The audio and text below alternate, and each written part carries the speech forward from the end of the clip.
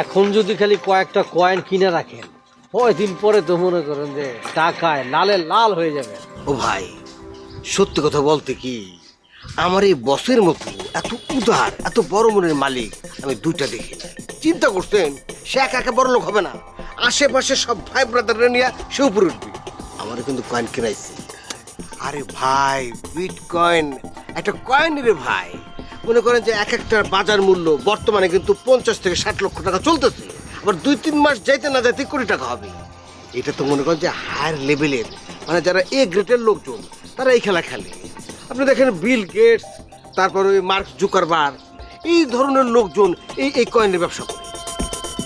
তাই মানে আমি তো গুগলে একটু কম ঘাটাঘাটি করে এই জন্য জানতাম না এতদিন। সামান্য একটা কয়েনের এত দাম! আমার কথা বিশ্বাস যেতেছেন না? বিশ্বাস না হওয়ারই কথা, কয়েন এত দাম হয় কয়? গুগল ওইখানে সব, গুগলটা সার্চ করে একটু দেখাই দেয় না? জি বস।